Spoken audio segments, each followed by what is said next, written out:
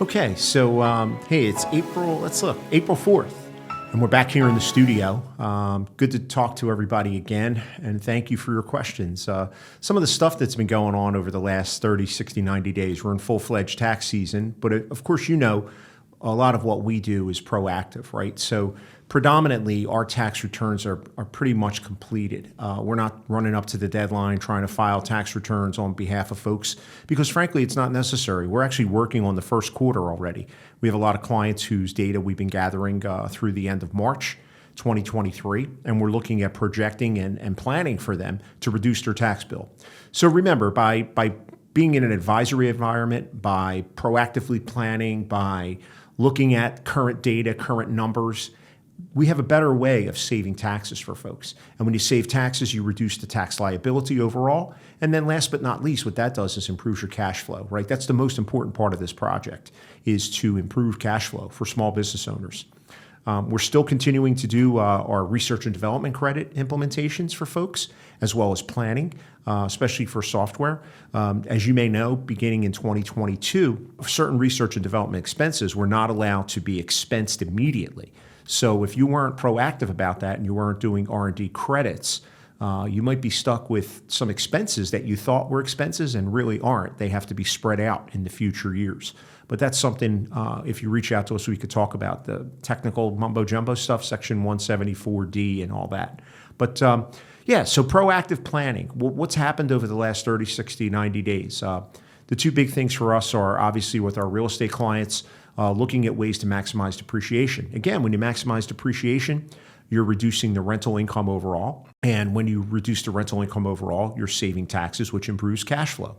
We're also taking a look at the statuses of folks, whether they qualify for special statuses in the tax code that enable them to take even greater advantage of the rules and regulations as far as tax deductions for real estate. One of the things I did want to talk about a little bit differently today was client accounting services. And what does that mean? Something usually triggers someone to call us, right? We have a triggering event. Someone will call us and say, hey, can you help with our taxes? We've had several of those calls, especially. We probably get 2, 3 of those a week. And I'll meet with someone and see if they're a good fit for us and we're a good fit for them. But what client accounting services allows us to do is it allows us to do the accounting as we go throughout the month, so that we get into a situation where, hey, you know, we know what the numbers are through March, and we know what we can do to act upon or not act upon. You know, there's no free lunch. Let's face it. Like, we're not going to sit here and make promises that are ridiculous. You're not going to be able to reduce your tax bill 100% if you're profitable and if you're doing well with your business. But what our goal is to legally reduce the tax bill. The way to do that is to have a feed and a bead on what the dollars and cents look like. For example, do you have a profit through the year? Is there anything that we could do to reduce that profit? Are you looking at buying assets? What's your cash flow? By the way, a lot of clients have reached out to us about the recent banking issues and what impact does that have on them. So we've been helping some folks as well with some of those changes, just explaining to them in some cases what FDIC means. If you have an operating account that has more than $250,000 in it in one bank, it may be something you want to think about. And especially if you have multiple accounts at the same facility that add up to more than $250,000. Something you really want to look into. It may not have mattered in the past, but it may matter now. You know, we're not sure how many more bailouts or savings they're going to be able to implement, right? So if the next bank goes down, is your bank protected, or are you going to be able to access your funds so that you can make payroll, for example? A lot of folks don't realize how big the payroll is. You want to look now at your payroll service provider. You know, those folks are holding on to a lot of monies in their trust accounts.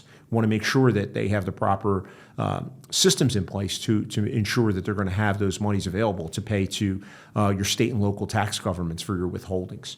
So those are the kinds of things that we could do proactively because we're engaged with our clients on a quarterly and monthly basis, right? Especially in the real estate investor market, especially in the real estate development market, and especially in the technology sector, right? Where we can look at what kind of plans, what kind of strategies, what kind of advanced strategies. Later on in the month of May, we're going to be continuing our education. I'm going to a symposium where it's going to allow us to even finer tune the research and development tax credits. So that's the thing. Not only are we proactive with our clients, we're proactive with our strategies and our implementations and making sure that we can bring the best to the marketplace for our clients. So what do client accounting services look like? Well, what that looks like is that we're usually using cloud-based software to integrate into your bank accounts and to continually monitor those accounts and take care of the monthly accounting. Now, it doesn't always include sub-account management. It's a higher level. And then if you're subscribed to our CFO service, we generally sit down one-to-one, you and I, on a monthly basis and or quarterly basis. And we go over your numbers and we look at them and say, how's the company performing? What can we do? What kinds of strategies can we use to retain employees? Are we doing stock-based incentive plans? Should we be setting up and utilizing retirement plans? There's a lot of different strategies that we can put in place. And again, it's not just all about tax planning. It's about being proactive so there's no surprises, positive or negative. Last thing you want to do is show up and not be able to make payroll, or the last thing you want to do is show up and have a big tax bill or get a gigantic refund. That's never a good answer either. So you've given free money to the government, right, as a loan, and we could better utilize that money in our business. So that's kind of where we are with the last 30, 60, 90 days. We absolutely positively, our CPA firm, we prepare taxes. But what we really want to do is work with our clients on an ongoing proactive basis so that then we can prepare tax returns that are not just shipping off a bunch of documents to the IRS and a bunch of payments to your state and local governments. No, what we want to do is we want to be proactive, we want to plan, we want to minimize the tax bill, because minimizing the tax bill reduces your tax bill and increases your cash flow. And in a small business, cash flow is critical. You know that. So whatever kind of business you have, particularly real estate clients and particular technology companies, software development in particular, as you know, I have a software, in a previous life, I was a software engineer. You want to take advantage of those things. But the way you do that is you got to get accurate numbers. And that's what our client services are doing now. Our client accounting services on a monthly basis, coupled with our CFO service, combined with an all-in-one solution for tax planning and being proactive. That ends up being a better tax return, more accurate data for you to make your decisions. We have a dashboard where we can look at higher level numbers. We could track revenue over a couple of years. We could track your expenses. We can look at what's within budget, with what's out of budget.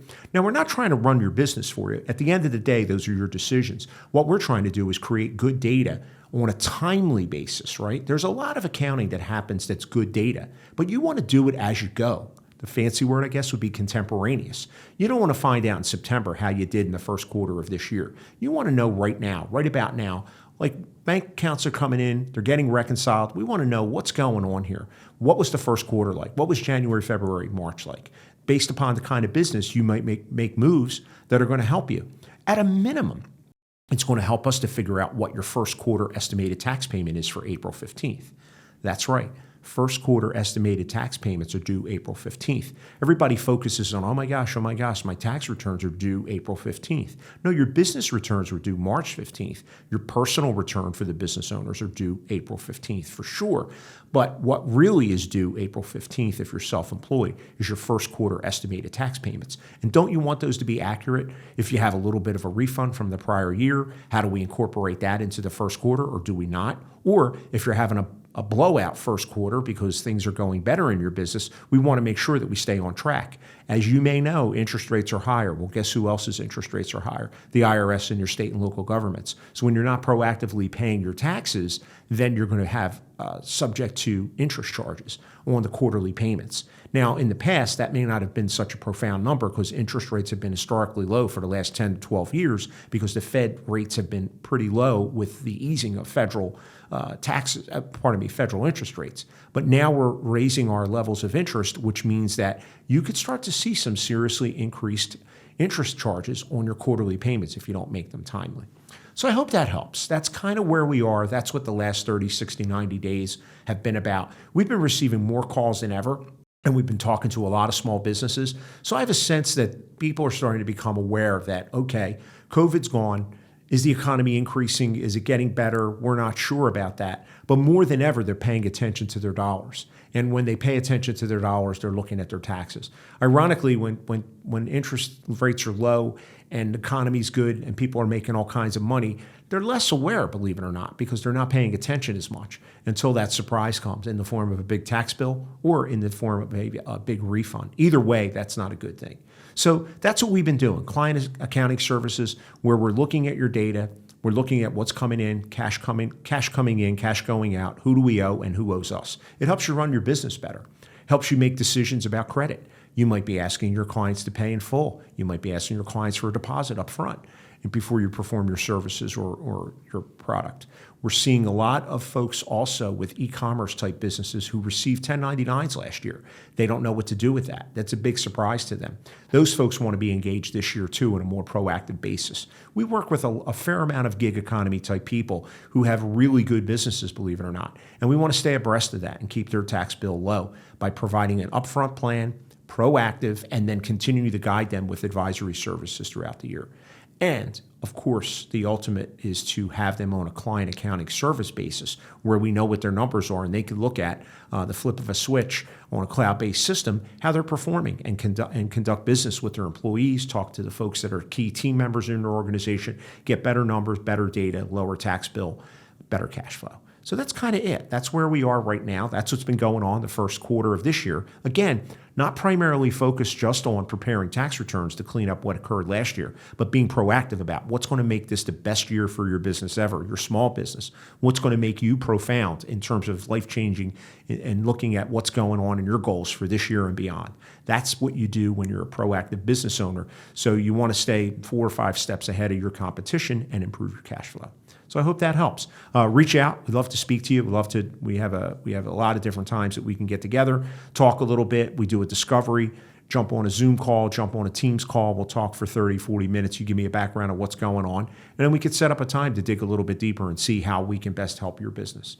So that's our first quarter so far. And we're really excited about the clients we've served. One last thing. We went over some numbers and we're starting to keep in-house. To date, through the last 12 months on the sliding scale, we figured that on an ongoing basis, we've saved our small business clients $2.6 million. It's actually $2,621,000 and some change. Now, that's on a rolling 12-month basis. And if you extrapolate that out over the next 10, 15, 20 years, that leads to tens of millions of dollars in terms of tax savings. That's a big deal for our clients who are small businesses, but it also makes us feel good too, not just being compliance-based.